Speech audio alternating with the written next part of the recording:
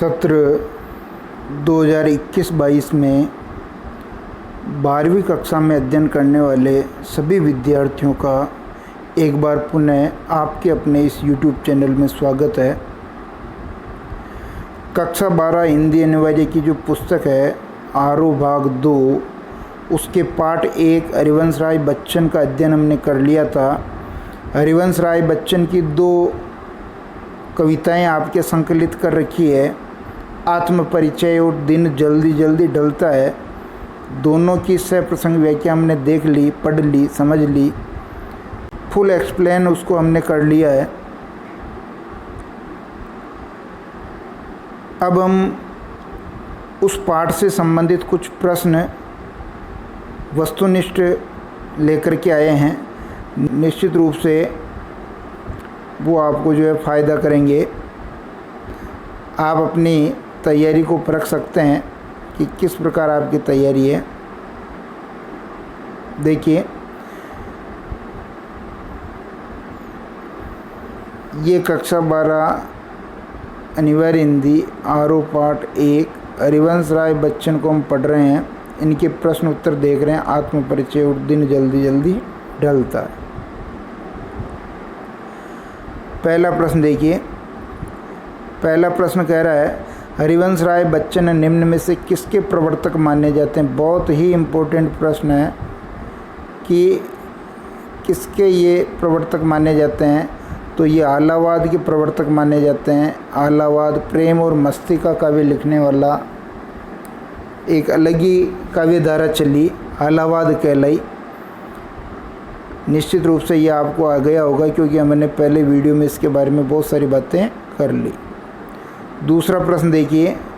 दूसरा प्रश्न कह रहा है हरिवंश राय बच्चन का जीवन काल पूछा है इसने। जीवन काल, दूसरा प्रश्न में हरिवंश राय बच्चन का जीवन काल पूछा है।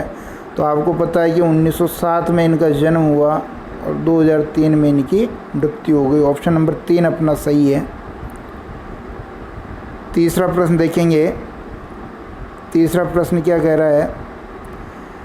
तीसरा प्रश्न कह रहा है कि हरिवंश राय बच्चन का जन्म व निधन, यानी इनका जन्म स्थान और इनका मृत्यु का स्थान पूछा है। तो आपको जानकारी में होना चाहिए कि जन्म तो इनका इलाहाबाद में हुआ था और मृत्यु इनकी मुंबई में हुई थी। इसलिए ऑप्शन नंबर 4 इसका अपना सही उत्तर हो जाएगा।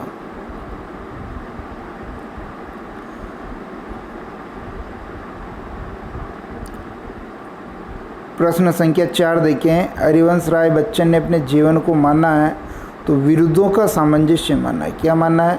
विरुद्धों का सामंजस्य। ये भी बहुत इम्पोर्टेंट है क्योंकि कवि ने अपने जीवन को विरुद्धों का सामंजस्य कहा है।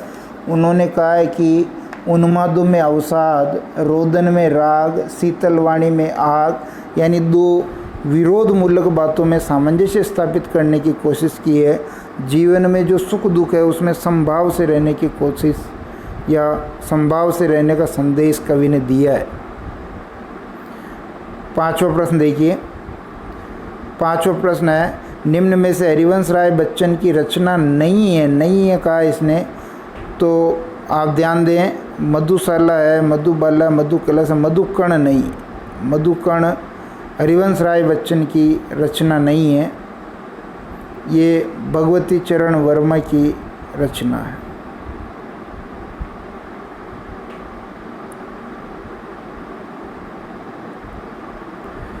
फिर आगे देखिए 6ठा प्रश्न। 6ठे प्रश्न में दिन जल्दी जल्दी ढलता कविता हरिवंश राय बच्चन की किस काव्य संग्रह से ली गई। काव्य संग्रह का नाम पूछा है तो निशा निमंत्रण इसका सही उत्तर। ऑप्शन नंबर 3 निशा निमंत्रण से ये कविता दिन जल्दी जल्दी ढलता है ली गई है। शीघ्र चलते हैं प्रश्न संख्या 7 में। 7वां प्रश्न कह रहा है हरिवंश राय बच्चन की आत्मकथा कितने खंडों में। 4 खंडों में। ऑप्शन नंबर 3 इसका सही है। 4 खंडों में इनकी आत्मकथा है। प्रश्न संख्या 8 देखिए। निम्न में से हरिवंश राय बच्चन की आत्मकथा का खंड नहीं है। अपन को पता है कि इनके 4 खंड है आत्मकथा के। तो क्या भूलूं क्या याद करूं है, नीड़ का निर्माण फिर है, बसेरे से दूर है, 10 द्वार से सोपान है, ये नए पुराने झरोखे इनका काव्य संग्रह है। इनकी आत्मकथा का खंड नहीं है। ऑप्शन नंबर 2 सही हो जाएगा। 9वां प्रश्न देखिए। 9वां प्रश्न कह रहा है हरिवंश राय बच्चन का पूरा वाङ्मय बच्चन ग्रंथावली के नाम से कितने खंडों में प्रकाशित है? तो ये 10 खंडों में प्रकाशित है। ऑप्शन नंबर 1 इसका बिल्कुल सही हो जाएगा उत्तर, 1 सही करें। फिर आगे चलेंगे 10वां प्रश्न। 10वां प्रश्न कह रहा है कि हरिवंश राय बच्चन की प्रारंभिक रचनाओं पर किसका प्रभाव है? तो जो प्रारंभिक रचना जिसमें मधुशाला इनकी जो सबसे इम्पोर्टेंट रचना है और इसी के कारण इनको जो है प्रसिद्धि मिली। इस मधुशाला में उमर खय्याम की रुबाइयों का प्रभाव है। ऑप्शन नंबर 2 अपना जो है बिल्कुल सही उत्तर हो जाएगा, ऑप्शन नंबर 2। 11वां प्रश्न देखिए। 11वां प्रश्न कह रहा है कि मुझसे मिलने को कौन विकल यानी बेचैन है? पंक्ति में कवि का भाव कैसा है? कवि का भाव निराशावादी है, क्योंकि कवि इस पंक्ति के माध्यम से ये कह रहा है निराश है, हताश है, क्योंकि घर पर उसका कोई प्रिय उसका इंतज़ार नहीं कर रहा है, इसलिए इसमें निराशा का भाव है। 12वां प्रश्न देखिए। मैं वह खंडर का भाग लिए फिरता हूँ। पंक्ति में खंडर का भाव क्या है? खंडर जो शब्द आया उसका क्या अर्थ है? तो प्रेम की शेष यादें, प्रियतमा की जो यादें शेष बच गई उसको कवि ने खंडर कह कर के संबोधित किया है, इसलिए खंडर प्रेम की शेष यादों के लिए आएगा। 13वां प्रश्न देखिए। पथ में होने वाली रात की आशंका से कौन भयभीत रहता है? पथ में होने वाली रात की आशंका से थका पंथी भयभीत रहता है। ऑप्शन नंबर 3 इसका बिल्कुल सही है। 14वां प्रश्न देखिए। सांसों के 2 तार ये किसके प्रतीक के रूप में आया है? तो जीवन का प्रतीक है यहाँ, ऑप्शन नंबर 1 इसका सही है। 15वां प्रश्न देखिए। मैं निज उर में उर के उपहार लिए फिरता हूँ। पंक्ति में कवि ने किस उपहार की बात की है? और यहाँ उपहार की बात की, वो किस उपहार की बात की है? तो जो उपहार संसार को दे रहा है कवि, वो प्रेम का उपहार दे रहा है, प्रेम के भाव का उपहार दे रहा है, इसलिए ऑप्शन नंबर 2 इसका बिल्कुल सही उत्तर हो जाएगा। 16वां प्रश्न देखें। नादान वही है हाय जहाँ पर दाना। पंक्ति में दाना का क्या अर्थ है? दाना का मतलब यहाँ बुद्धिमान। नादान का मतलब हो गया ना समझ, मूर्ख, और दाना का मतलब बुद्धिमान।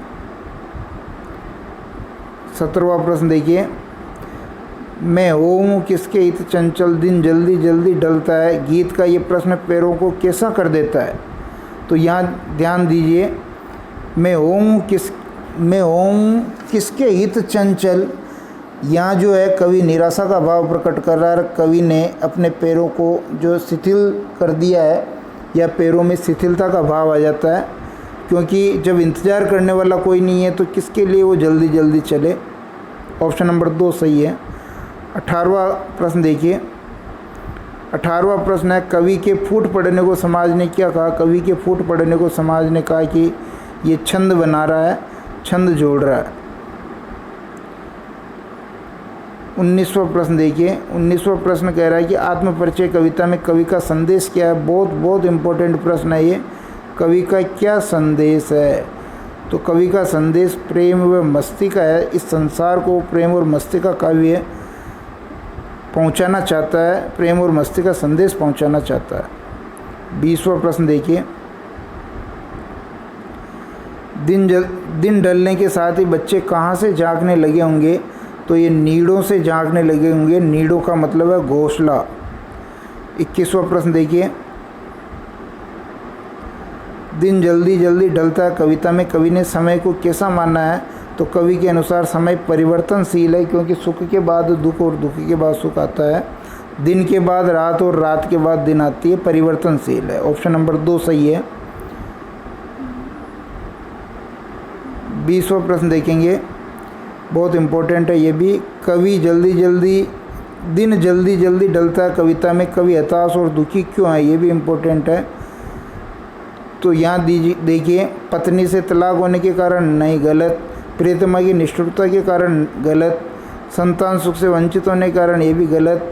परिवार से बिछुड़ने के कारण, यहाँ उनकी पत्नी का जो देहांत हो गया था उसी का दर्द है, इसलिए परिवार से बिछुड़ने का मतलब पत्नी वियोग या अपनी प्रेयसी के विरह में ये हताशा और जो दुख का भाव आया है। 22वां का 4 सही हो जाएगा। 23वां प्रश्न देखिए, कवि सुख दुख में कैसा रहता है? समभाव से रहता है। समभाव से वो कवि जो है सुख दुख में रहता है, समभाव। ऑप्शन नंबर 4 सही है। 24वां देखिए, भवसागर से कवि का आशय क्या है? भवसागर से कवि का आशय संसार रूपी सागर, या फिर अपन कह सकते हैं कि भव रूपी सागर। तो ऑप्शन नंबर 3 इसका सही है, रूपक अलंकार है इसमें। फिर देखिए 25वां प्रश्न। 25वां प्रश्न कह रहा है कि मैं स्नेह सुरा का पान किया करता हूँ, इसमें अलंकार कौन सा है? इसमें भी रूपक अलंकार है। स्नेह रूपी सुरा शराब के लिए आया है, तो स्नेह रूपी शराब ऑप्शन नंबर 1 सही है। 26वां प्रश्न देखिए। 26वां प्रश्न कह रहा है, कवि कैसे संसार को ठुकराता है? कवि वैभवशाली संसार को ठुकराता है। कवि के अनुसार संसार के वैभव पर उसका प्रेम न्योछावर है।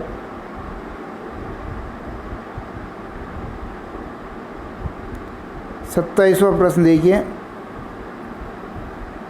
27वां प्रश्न क्या कह रहा है? कवि उन्माद में क्या लिए फिरता है? कवि उन्माद में अवसाद लिए फिरता है। 1 सही है इसमें, ऑप्शन नंबर। विरुद्धों के सामंजस्य की बात की है इसमें। विरुद्धों के